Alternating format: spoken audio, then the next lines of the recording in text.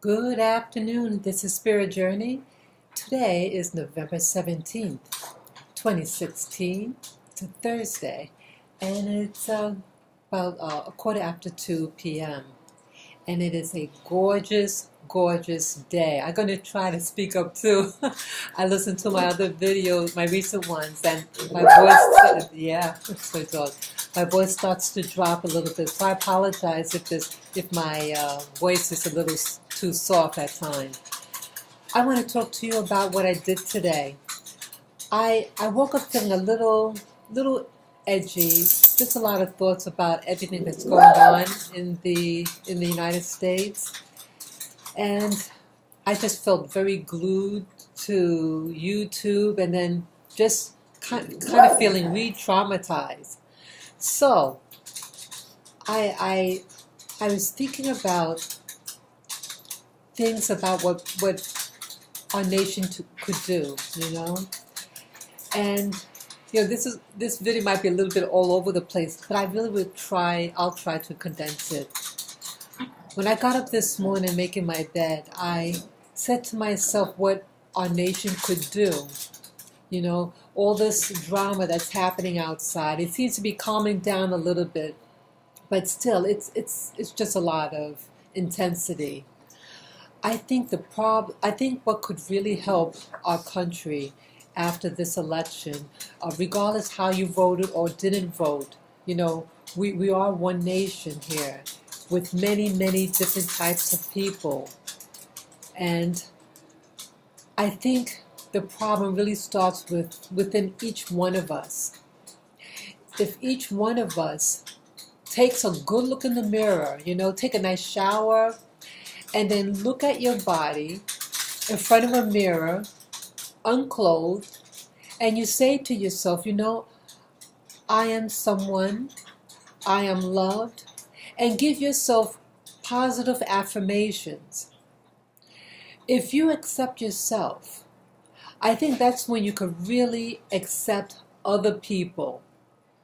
All this fighting, and it's ridiculous. It's people feeling insecure about themselves. And when you feel inadequate about yourself, that's when you're really susceptible about being jealous or hateful of other people, insecure, But it really starts within.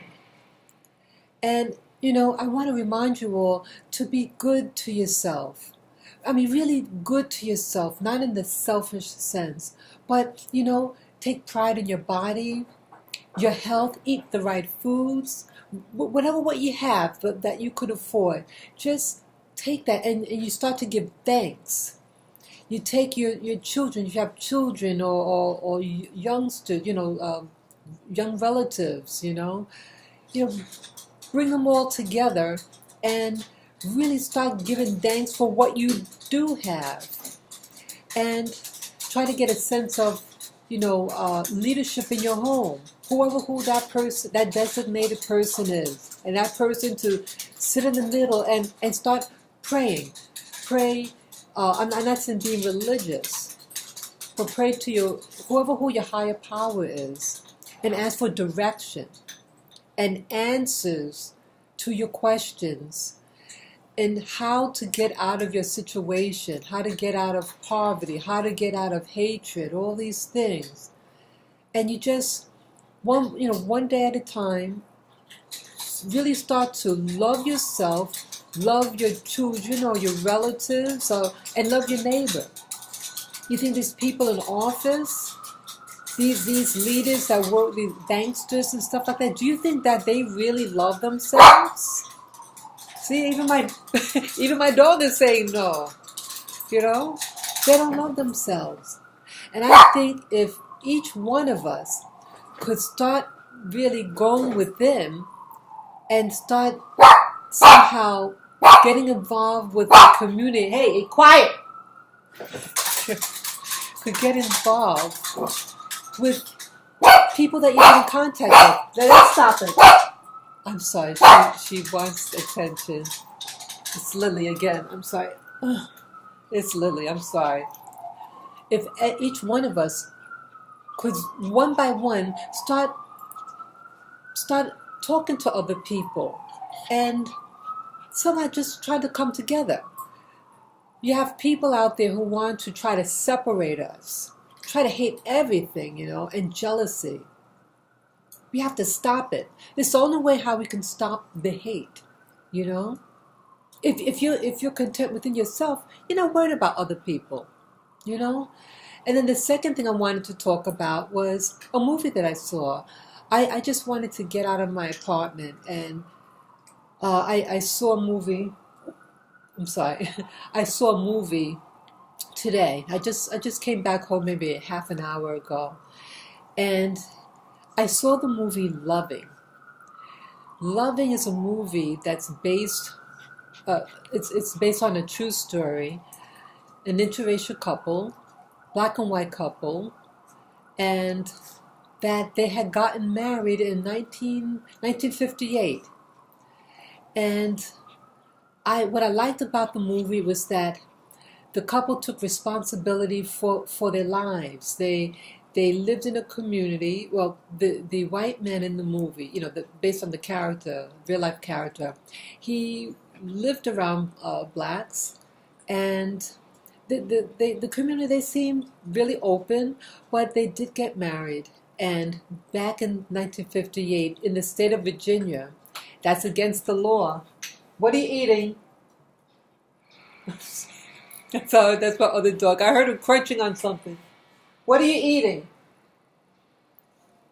Brother, I hope he's not. Lavin? Embarrassing. I hope he's not eating his clip. Oh, brother. You better, okay. I don't know. Oh, brother. Well, let me finish.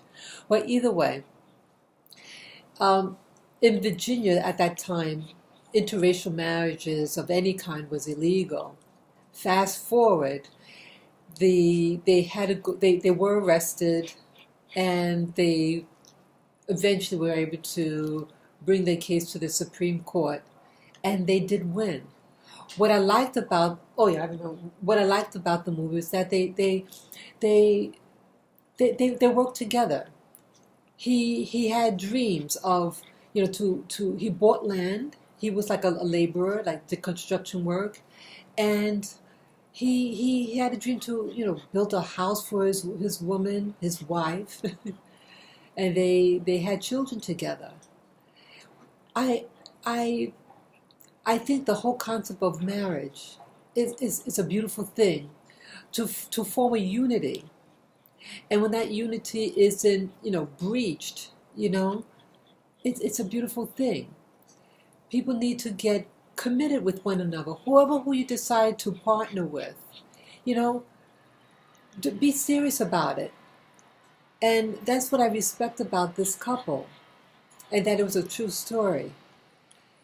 But my other thing, when I left there, I was on my way home, and a man was in front of me, and guess what? He was asking for food. He had asked this one lady that was in front of me, and the lady just passed him by. And at first, I have to be honest, I said, "Oh, brother, what is going to ask me?" And then he stopped me. He spoke, in my direction. So I turned to look, and then he said about, I if you could get me some food. So I looked at him. I said, "Sure." And I bought him food. He wanted some Chinese food, but we weren't able to get the food there, so he knew of another place. And I walked into the place. It was all out in the open. There's a lot of people around. It wasn't any isolated area. It was a very busy area. And I bought him some food. Lavin, get that out of your mouth. Sorry. I hear him crunching on something. I'll try to finish up. Well, I felt he was a black fellow. He could have been in his 40s or even 50s. I feel badly for him. Here we have a president in the United States, a black man, And where I live, it's more and more homeless people. He didn't look homeless. He had clean clothes on. He said his job is like handing out flyers, and he had lost his job because he wasn't getting to work on time because his housing was, up in the air. He didn't like have a stable home, and he's living with friends. But either way, what his story is that this has to really stop. And I think the only way how to reconcile this plight of black people and even whites in New York City, that we have to really be sensitive to each other and help one another, because I sense that it's going to be hard for all of us and that things are really going to intensify. And so I say this so that the blow that's going to happen, the force that I predict is going to happen, the blow is going to be softer if somehow we can all work together and overcome all this stuff. And I also was thinking about, like, I was just checking my YouTube, some of the comments, and one of them was responding to my video I did on Danney Williams, the illegitimate child of former President Bill Clinton. And I felt encouraged with the person who responded to the video. And here you have a man, for the movie Loving, here a white man, Southern man from Virginia, and I'm thinking of Clinton. Here Bill Clinton was a governor at the time, and yet he doesn't have the decency to cut it out. Let me get that thing out of the mouth. Come on, Lavin, let's get that out of your mouth. Let's get that out of your mouth. Come on. Come on, let me just get that out of your mouth. Let's get that. What's that? Let me get out of your mouth. Let's get out of your mouth. What's up? What are you eating? What are you eating? What are you eating? Oh, I see. Stop it. Stop that. Stop that. Stop that.